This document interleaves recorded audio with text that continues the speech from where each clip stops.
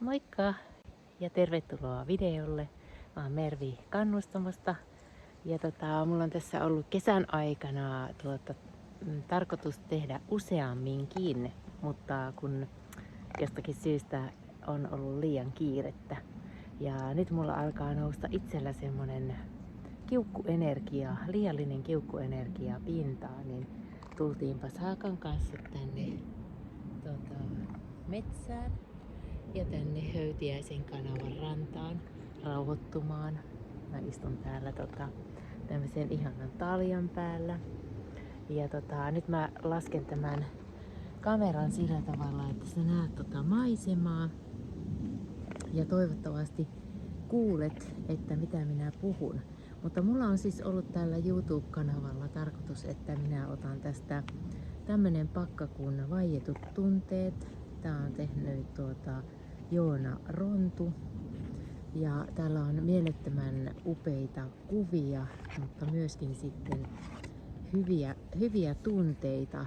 Ja jos ajatellaan näin, että tunteet eivät ole negatiivisia tai positiivisia, ne on vaan tunteita. Ja niiden tunteiden käsittely on erittäin tärkeää. Että me tunnistetaan itsessämme tiettyjä tunteita ja sitten me niitä käsitellään pois joko itse. Et nyt kun tässä on tämä kiukkuenergia ja sitten siihen liittyy myöskin viha, niin minkälainen hyvä energia siitä tuleekaan, kun käyttää sen positiivisesti, käyttää sen sellaiseksi muutosvoimaksi sen kiukkuenergian. Mutta mä käännyn nyt tässä vielä vähän otan erilaisen asennon tässä, että sä näet paremmin tuon maiseman. Ja samalla sä näet, kun mä sekoittelen näitä kortteja. Eli mä pistän nyt todellakin itseni peliin aina näille videoille, koska mä en voi tietää mikä täältä tulee. Tuolla on nyt joku väärinpäin kortti. Noin. Ja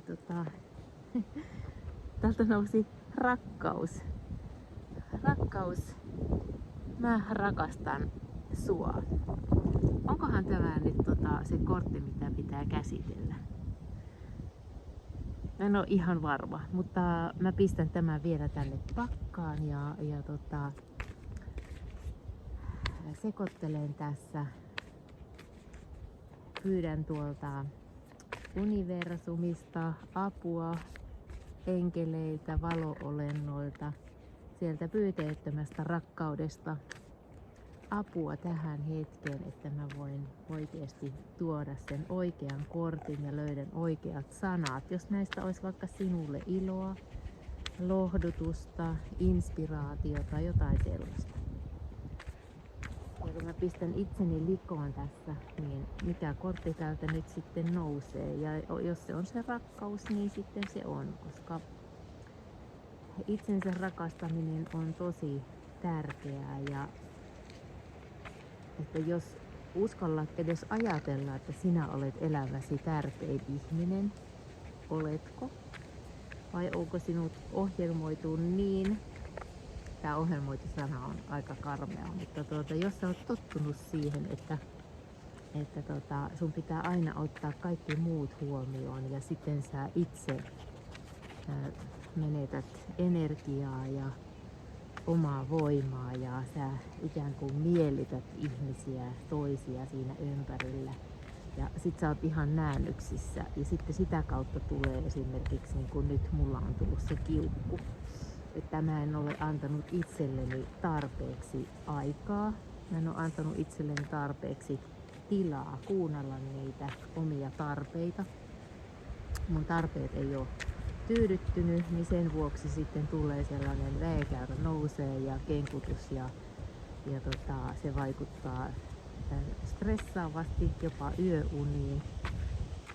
Ja se on erittäin tärkeää, että me pysähdytään siihen oman itsensä ääreen ja miettimään niitä, että hei, miltä tuntuu.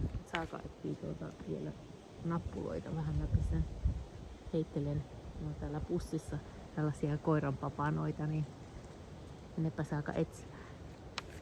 koska ei ole kiva, jos koira siinä vinkuu. Niin se on, että kun koira viihtyy, niin kaikki viihtyy. Miksi täältä nyt ei halua tulla se kortti? Okei. Tässä on tällainen kortti. Sä olet mulle tärkeä. Välittäminen. Mitäs on tällainen tässä joku pökertynyt lintu tai joku on tuossa. Mutta tämä välittäminen kuuluu myöskin siihen rakkauteen.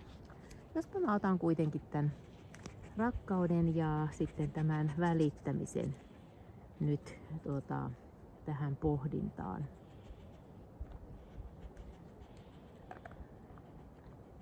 Kun välität oikein paljon jostakin ihmisestä, sähän haluat tehdä hänelle ihan kaikkea. Sä haluat hänen parasta, sä oot valmis vaikka hyppäämään kaivoon hänen puolestaan, että hänellä on hyvä. Mutta se, että välittää itsestään, niin se onkin se rakkauden teko. Pistää rajat, ei anna kaikkien ihmisten tai jonkun ihmisen olla siinä ympärillä ihan rajaton. Nostan tämän kuitenkin tähän, koska mulla on sellainen tunne, että mä haluan näyttää tämän elämän virran, joka tuossa Höytiäisen kanava kulkee tuossa. Näet, miten leppoisasti nuo syksyiset lehdet, irtipäästetyt lehdet on menossa eteenpäin jonnekin tuonne. Niin nämä kaikki lehdet voi olla joidenkin ihmisten irtipäästettyjä ajatuksia, luovutettuja tunteita.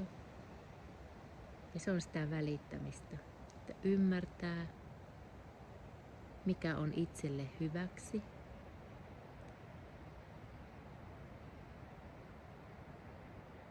Mitä tarvitsee ollakseen elinvoimainen.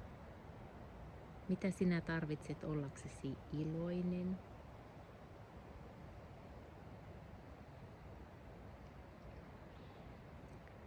Mitä pitäisi tapahtua, että olisit tyytyväinen tai tyytyväisempi? Mistä sinun pitäisi päästää irti? Onko joku tottumus, tapa, josta voisit pikkuhiljaa päästää irti, vaihtaa sen johonkin toiseen?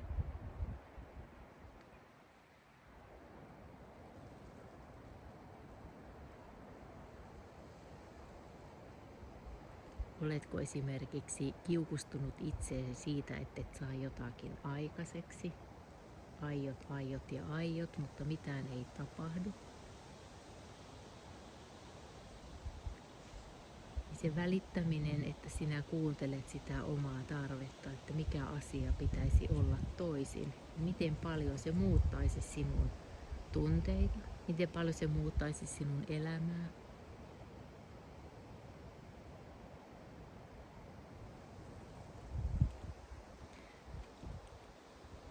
Välitätkö jonkun toisen olemisesta niin paljon, että unohdat itsesi, väsytät itsesi, uuvutat itsesi? Vai onko niin, että joku välittää sinusta niin paljon, ettei anna elää sinun omaa elämää? Oletko yrittänyt laittaa niitä rajoja? Oletko yrittänyt kertoa, että minä kyllä tässä pärjään ihan itsekin? Onko se käyttäytyminen jonkun puolelta jopa manipuloivaa?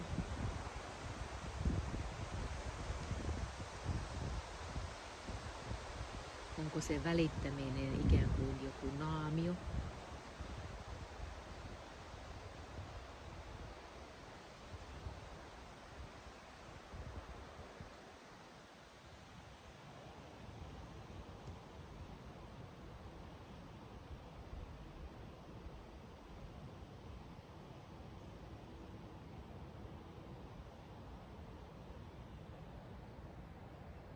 Joo.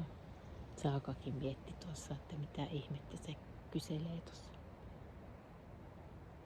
Mutta se, että mitä se välittäminen sinulle tarkoittaa tässä hetkessä.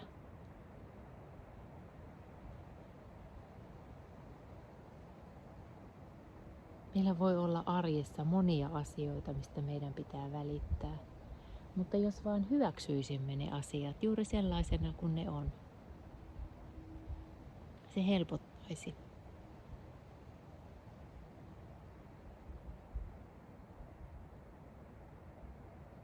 Koska me emme voi muuttaa ketään toista. Me emme voi muuttaa näitä asioita tässä meidän ympärillä. Me voidaan muuttaa vain itseämme ja omaa suhtautumista, omaa asennetta erilaisiin asioihin. Niin entäs jos vain se välittäminen olisikin sitä kaiken hyväksymistä? Hyväksyisimme rakkaudellisesti, myötätuntoisesti kaikki. Tulee nousee nyt sellainen vanha juttu, kun mä yritin ymmärtää ihmisiä tosi pitkään ja olin aivan uuvuksissa siitäkin ymmärtämisestä. Mutta se ymmärtäminenkin on niin kuin liian rajua. Mutta entäs jos vaan huomioisi, ei provosoituisi mistään, ei yrittäisi mitään muuttaa, olisi vaan tässä elämän virrassa, niin kuin nuo lehdet tuossa. Päästään irti ja katsoa mitä tapahtuu. Havainnoida vain. Ja sitten se, että pidät itsestäsi hyvää huolta. Välität itsestäsi, omasta hyvästä olosta, omasta hyvästä energiasta. Teet niitä hyviä asioita, jotka tuottavat sinulle jotain sitä hyvää, mitä tarvitset. Ja välität, miltä sinusta milloinkin tuntuu. Jos haluat kuunnella jotakin musiikkia, niin kuuntele sellaista, mistä tulee hyvä mieli, hyvä olo. Syö sellaista ruokaa, mitä tekee mieli, mieluummin terveellistä. Vältä kaikkea sellaista, minkä tiedät, että se tekee sinulle huonoa. On se sitten kemikaalit, elintarvikevärit, e-aineet, mikä tahansa. Juo puhdasta, raikasta vettä. Nuku riittävästi, lepää riittävästi. Se jos mikä on sitä välittämistä. Ja mun on pitänyt nyt tässä menneen viikon aikana havahtua todella voimakkaasti siihen, että en ole tainnut keretä oikein välittämään itsestäni, koska on ollut niin paljon kaikkea touhua, tekemistä, työtä, opiskelua, lopputehtävät, uuden ohjaajakoulutuksen suorittaminen loppuun. Dance Fit Yoga-ohjaajaksi valmistuin tuossa ja meinaa pitää tässä ihan lähiaikoina ensimmäiset tanssitunnit, johon liittyy tanssia, koreografiaa, jota minä en todellakaan osaa. Mutta minä välitän siitä, että olen hyvä ohjaaja. En pysty opiskelemaan niitä tanssikuvioita, niitä uusia juttuja, jos minä en ole muuten kunnossa. Minkälaisia asioita sinun pitäisi nyt päästää irti hetkeksi, että voit levätä ja sen jälkeen sitten tarttua toimeen ja tehdä mitä sinun pitää tehdä. Se on itsestään välittämistä ja siellä suuressa kuvassa se on rakkautta. Rakasta itseäsi, suojele itseäsi ja pidä huolta itsestäsi. Tämmönen oli nyt tämä välittämiskortti ja nyt kun tarkemmin katsoo tuolta, niin onko siinä nyt joku tuommoinen linnunpoikanen tai joku, jota pidetään hellästi, rakkaudellisesti sylissä, hellässä huovassa.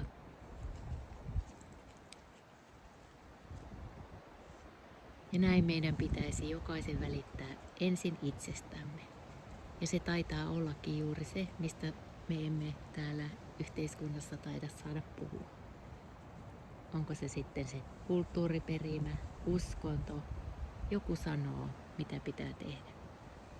Mutta sinä olet elämäsi tärkein ihminen ja sinä tiedät, mitä sinä tarvitset ollaksesi onnellinen, energinen, iloinen, rakkaudellinen, idearikas.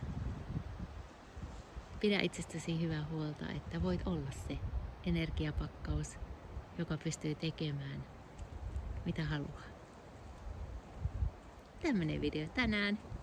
Kiitos kun katsoit, ja jos tuntuu siltä, että tästä olisi jotakin iloa ja apua jollekin henkilölle ystäväpiirissäsi, niin lähetä tää linkki sinne hänelle. Ja minä toivotan ja Saaka toivottaa. Saaka toivottaa. Saaka on ollut tutkimusmatkalla. Siellä on noita irtipäästettyjä lehtiä. Mä toivotan sulle oikein ihanaa syksyn jatkoa ja päivän jatkoa, ja milloin ikinä katsotkin tämän, niin tää on varmaan juuri tällä hetkellä sinulle se tärkeä viesti. Ja aina muista, et ole yksin. Voit laittaa aina mulle viestiä mervi@kannustomo.fi tai sitten voit laittaa puhelinnumeroon 050 919 7139 viestiä, niin katsotaan miten me voi sua auttaa. Muista aina, että sä oot tärkeä ja rakas. Moikka!